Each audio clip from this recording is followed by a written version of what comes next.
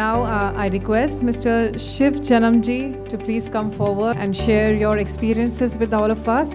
जय श्री कृष्णा। भाई साहब की जर्नी सुन के हमारे अंदर भी जोश आ गया, तो बहुत अच्छी बात है। देखिए, हम जो है गांव से आए और एक फैक्ट्री में हेल्पर की नौकरी लगी, 400 रुपए की तनख्वाह, 12 घंटे की ड्यूटी। मुझे ये बताया गया था कि अगर अपना काम मेहनत और ईमानदारी से करोगे, हेल्पर का काम, तो ऑपरेटर जल्दी बन जाओगे, क्योंकि हेल्पर का काम पूरा रहेगा और जब मशीन पे जाओगे तो तुम्हें कोई रोकेगा नहीं। तो मैं हेल्पर की काम अपनी इतने मेहनत और ईमानदारी से किया कि जो समय मिलता था मशीन पे लगाया, और 3 महीने में मैं ऑपरेटर बन गया। और 3 महीने के अंदर मेरी तनख्वाह 400 से 800 रुपए हो गई, 12 घंटे ड्यूटी, और मैं हो गया हेल्पर से ऑपरेटर। 8 महीना पूरा होते होते मैंने इतनी R&D करी, इतनी मेहनत करी कि कई बार मेरे साथ ऐसा हुआ कि 8 से 8 ड्यूटी होने के बाद रात को 9 बज गया, 11 बज गया, 10 बज गया, मुझे पता नहीं लगा कि मेरी ड्यूटी ऑफ हो गई है। तो मेहनत से जो मैंने काम किया और R&D किया, तो मैं 8 महीने बाद सुपरवाइजर हो गया और मेरी सैलरी हो गई 1200 रुपए। उस टाइम मैं परचेज देखने लगा, डिस्पैच देखने लगा, और वहीं पे मेरे को अपॉर्चुनिटी मिली। लेकिन मेरी स्थिति यह थी कि मेरे पास जितनी सैलरी मिलती थी, उस सैलरी के में से 250-300 रुपए रखने के बाद सारे पैसे हम गांव पे मनी ऑर्डर कर देते थे। 17 साल की एज में मेरी शादी हो गई थी। मेरी पत्नी गांव पे थी, माता पिताजी थे, मेरे बड़े भाई थे, उनके 5 बच्चे थे। तो मैं ये देख के परेशान था कि घर का खर्चा तो मुझे चलाना है, तो सारे पैसे मैं गांव भेज देता था, मेरे पास कुछ बचता नहीं था। महीना खत्म होते होते 10-5 रुपए बचते थे जेब में, फिर सैलरी मिलती थी और वही सिलसिला चलता था। जब मुझे आइडिया आया बिजनेस का, तो बिजनेस करने के लिए पैसा चाहिए और उससे पहले साधन चाहिए। तो एक साइकिल खरीदनी थी। मैंने सोचा एक साइकिल खरीदेंगे तो मैं इस बिजनेस को करूंगा। बिजनेस की आइडिया मेरे को ऐसे आई कि जब मैं परचेज में था, तो एक जो वहां पे होता क्या था कि मैं तार बनाता था, कॉपर वायर, एनामेल्ड वायर, और वायर को स्पूल में लपेट के पंखे की फैक्ट्रियों में, मोटर की फैक्ट्रियों में बेचा जाता था। वहां जाता था, वहां वायर यूज हो जाने के बाद स्पूल खाली हो जाता था।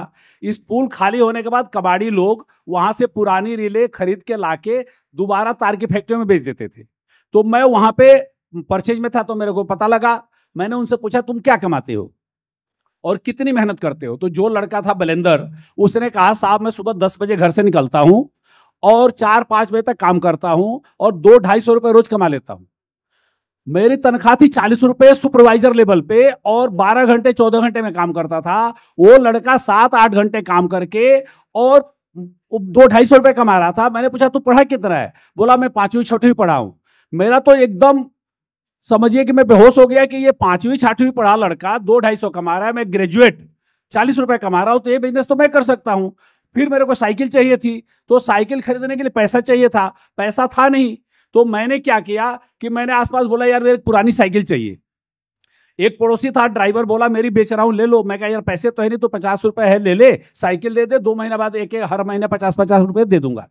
150 रुपए में पहली लोन वाली साइकिल आई और मैंने साइकिल खरीदी, और मैं अब साइकिल से फैक्ट्री जाने लगा और मार्केट के तलाश करने लगा कि कहां कहां से स्पूल मिल सकता है और कहां कहां बिक सकता है।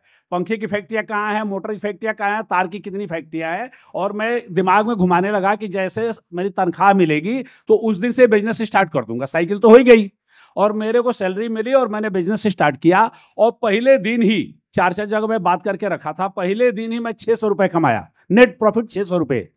फिर तो मेरे पंख लग गए। मैं कहा, यार मैं तो आधे महीने की सैलरी एक दिन में कमा लिया। और मैं संडे के संडे काम करके उस महीने में 2,500 से 3,000 रुपए की नेट प्रॉफिट कर लिया। और मैंने रिजाइन दिया और फिर अपना बिजनेस शुरू कर दिया। 1992 में अपना प्लांट डाला।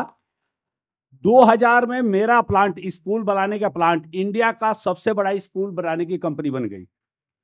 2005 में हमारी कंपनी का शेयर, पूरे हिंदुस्तान की जितनी लागत थी उसका 65% अकेले हम लोग बनाने लग गए। ये सारी बातें मैं इसलिए नहीं बता रहा हूं कि मैं तरक्की किया हूं, मैं आपके अंदर एनर्जी भर रहा हूं कि आप भी कर सकते हो। हमारे पास तो कुछ नहीं था। मेरी तो जो शादी हुई थी ना, तो शादी के समय भी जब कन्यादान के समय पत्नी का हाथ हाथ में आया, तो देखा कि यार रंग तो ठीक है, एक ही जैसे होंगे, इतना ही देखने को मिला था। आज तो आप लोग 28 साल 30 साल में 15-15 मीटिंग के बाद डिसाइड करते हो। तो मैं उस लेवल से आया। मेरी पढ़ाई कमजोर थी अंग्रेजी की, मैं ऑल ओवर वर्ल्ड में बिजनेस किया। बेगर अंग्रेजी का मैंने 2012-13 में एमबीए किया एसपी जैन से, और मैं जापान गया पढ़ने के लिए, मेरे को अंग्रेजी नहीं आती थी। वहां जापानीज में पढ़ाते थे, और जापानीज की लैंग्वेज को मैं हिंदी में जब ट्रांसलेट करता था मशीन लगा के, तो इतनी शुद्ध हिंदी मशीन बोलती थी कि वही मेरे को समझने में जान लगानी पड़ती थी। वो हिंदी भी मेरे को समझने में बड़ा टफ हो जाती है। शुद्ध हिंदी और ये अभी की हिंदी में बहुत फर्क है। जो अभी हम लोग हिंदी बोलते हैं उस हिंदी में और शुद्ध हिंदी में बहुत फर्क है।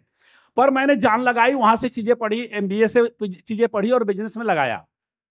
जब मैं इंडिया से बाहर जाता था तो मैं वहां ट्रांसलेटर करता था। जिस कंट्री में जाता, चाहे जर्मनी जाऊं चाहे यूएस जाऊं, किसी भी कंट्री में मैं जाता था तो वहां एक ट्रांसलेटर रखता था जिसको हिंदी आती हो, वहां की लैंग्वेज आती हो और इंग्लिश आती हो।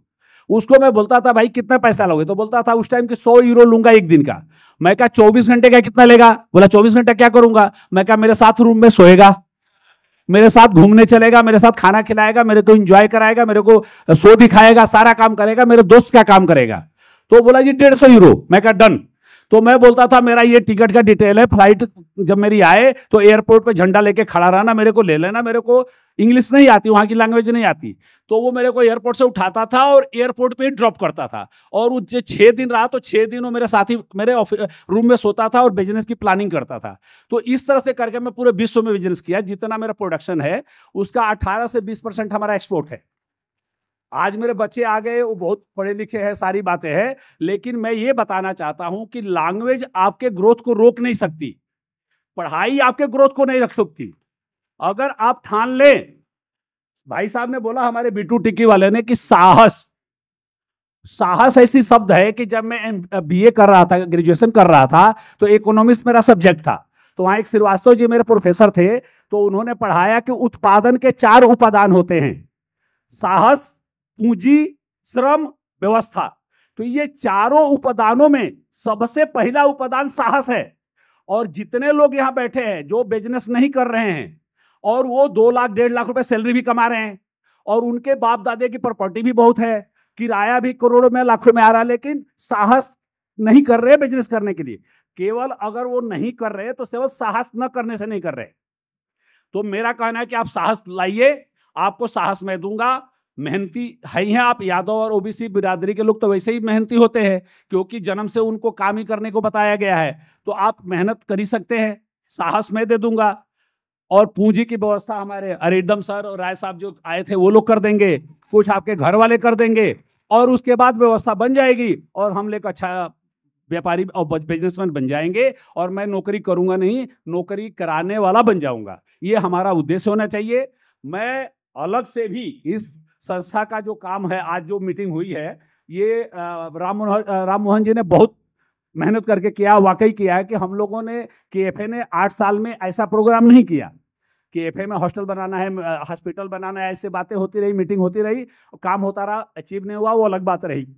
लेकिन जो इन्होंने अलग बोला तो हम लोग को भी अटपटा लग रहा था, यार अभी तक हॉस्टल बना रहे थे, अभी तक हॉस्पिटल बना रहे थे, अब तुम मेंटरिंग करोगे, ये तो बड़ा अजीब लग रहा है। तो हम भी इनका टांग खींच रहे थे, लेकिन फिर भी मैं कहा यार जब टांगी खींचेंगे तो करेंगे कैसे। तो मैंने पूरा जोर लगा के इनके साथ में, तन मन धन तीनों लगा के इनके साथ लगा, और मैंने इसमें किया।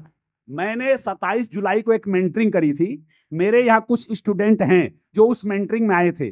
मैंने बिजनेस की उनको कोचिंग दी थी, समझाया था कि बिजनेस कैसे करना और क्या क्या करना है, और 3 घंटे की क्लास थी। वो किसी के सहयोग से नहीं थी, लेकिन उन लोगों के चाय पानी का और खाने का, सारी जगह का किराया वगैरह सारा मैंने अपने से अरेंज किया था। बल्कि मेरे ग्रुप के जो मेंबर थे वो कह रहे थे साहब हम लोग 5-5 हज़ार रुपये इसमें दे दे। मैंने कहा नहीं, ये मेरे को ही करने दो मेंटरिंग, और मेरे पैसे से करने दो, मुझे खुशी मिलेगी। आज भी इस मंच से मैं आपको अनाउंस कर रहा हूं कि जो भाई बिजनेस करना चाहे उसके लिए सैटरडे का दिन फ्री रहेगा मेरा। हर सैटरडे को मैं समाज को दे सकता हूं, आपको मेंटरिंग कर सकता हूं, आपको समझा सकता हूं, आपको रास्ता दिखा सकता हूं। आपके ऊपर अपने 2-4 हज़ार रुपये भी खर्चा करो। लोन नहीं दूंगा, फंड नहीं दूंगा, अपना बिजनेस में कंपटीटर नहीं बनाऊंगा, लेकिन मेरे पास बिजनेस की बहुत सारी आइडिया है, 40 साल का एक्सपीरियंस है कि जो मैंने इतना ग्रो किया है। इंडिया का 65% मार्केट अगर मेरे पास है तो कहीं ना कहीं कुछ ना कुछ तो गुण होगा। तो उस गुण को आपके साथ में जरूर शेयर करूंगा। मेरी बातें बहुत लंबी हो रही है, लेकिन आप लोग इतने ध्यान से सुन रहे हैं कि मैं बोले जा रहा हूं। मेरी एक बुक है स्कूल मैन ऑफ इंडिया, ये मैंने लिखा है, हिंदी में है, और ये 2-3 घंटे में आप लोग पढ़ लेंगे। और मेरी रिक्वेस्ट है कि मोस्टली मुझे लगता है कि मोस्टली लोगों के बैग में है, कुछ लोगों के बैग में नहीं है। ये बैग में रखने का प्रबंध किया गया है। अभी आप लोग बैग में देख लीजिएगा कि है कि नहीं। जिसके बैग में नहीं है, यहाँ काउंटर पे रखी हुई है जितेंद्र के पास, ये बुक लेंगे और इसको पढ़ेंगे। ये जितना मैंने बोल के आपको एनर्जी भरा हूं, इससे ज्यादा इसे पढ़ के आपको एनर्जी मिलेगी। और मैं प्रॉमिस करता हूं कि इसको पढ़ने के बाद आपके रात की नींद हराम हो जाएगी, आपको सपने आएंगे और आप सोचने लगोगे मुझे बिजनेस करना है। और अगर हमने यहां से 5 लोगों ने भी, नए 10 लोगों ने भी बिजनेस किया, तो आज की मीटिंग करने का हमें पूरा फल मिलेगा कि हमने कम से कम 5 बिजनेसमैन तो खड़ा कर दिया, 10 बिजनेसमैन तो खड़ा कर दिया। तो यही मेरा उद्देश्य था, यही बातें आपसे कहनी थी। और मुझे ये कहना है कि साहस करिए, खोने का डर खत्म कर दीजिए। जिसको खोने का डर खत्म हो जाएगा ना, वो झंडा गाड़ देगा, वो कामयाब हो जाएगा। अगर 100 लोगों ने बिजनेस किया है ना, तो 99 लोगों ने कामयाब हुआ है। तो आप अपने को 1 में क्यों ला रहे हो, 99 में क्यों नहीं ला रहे हो? आप भी बिजनेस करके कामयाब हो सकते हैं और बिजनेस कर सकते हैं। आप क्यों नौकरी कर रहे हैं? आप 2 लाख रुपए की सैलरी ले रहे हैं, तो आप अपने में 5 लाख का काम करेंगे। आप करके तो देखिए, इंस्टॉलमेंट भर ली जाएगी, घर का किराया दे दिया जाएगा, या ईएमआई जा रही तो भरी जाएगी। एक बार शुरू तो करो। ईएमआई के अलावा 2 मकानें और हो जाएगी, एक बार शुरू करिए। जय हिंद, जय Shri Krishna. Let's make a big round of applause, ladies and gentlemen, for Mr. Shiv Janam ji, the Spool Man of India.